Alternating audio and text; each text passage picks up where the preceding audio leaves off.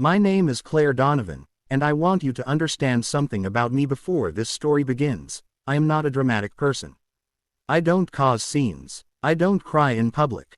I don't make enemies. I have spent my entire adult life being the woman who keeps her head down, does the work, and lets her results speak for themselves.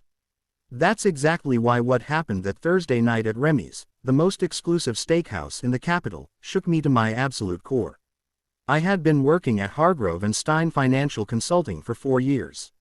My boss, Gregory Walsh, had hand-selected me to lead the pitch for our biggest client of the year, Marcus Ellison, a self-made billionaire who had turned a logistics startup into a $2.4 billion empire in under a decade.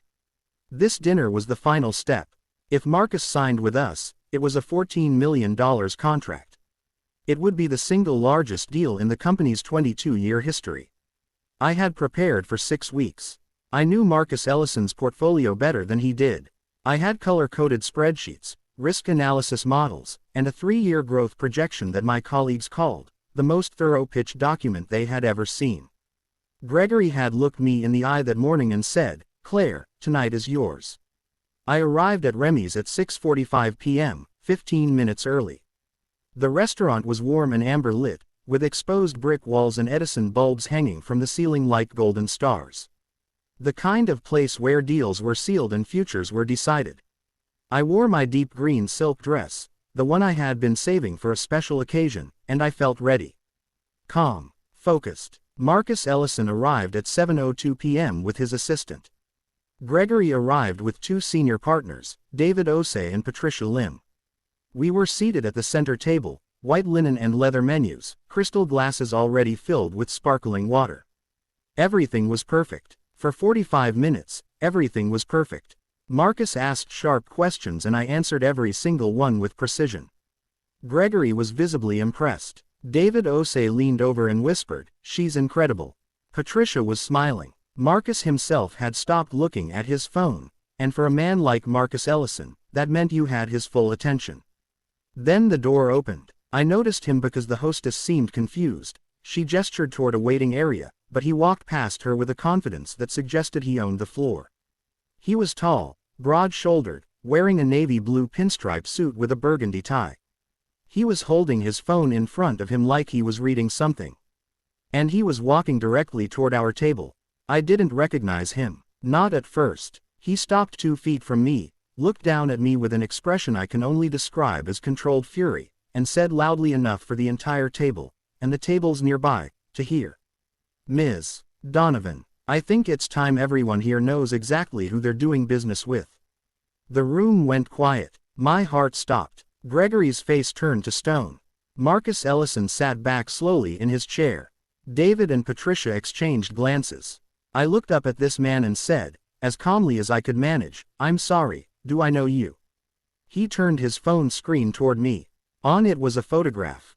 I felt the color drain from my face, not because of what I had done, but because of what I was looking at.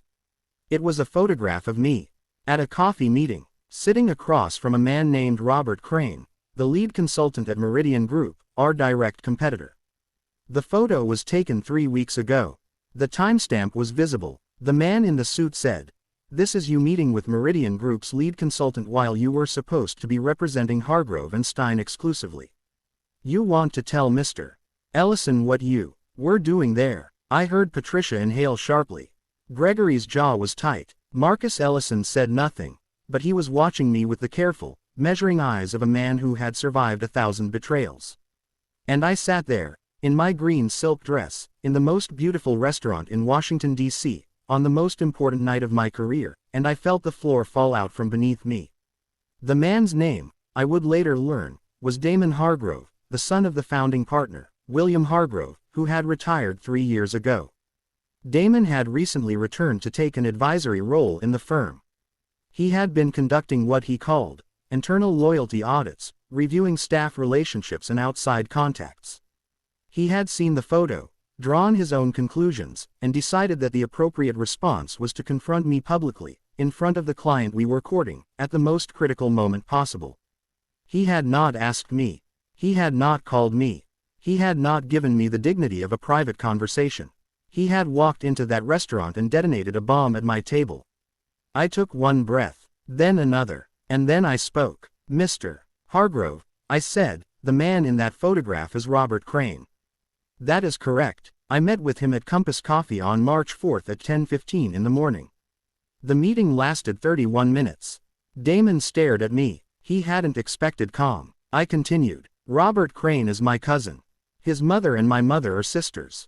He called me because his daughter, my niece, was being bullied at school and he didn't know how to handle it.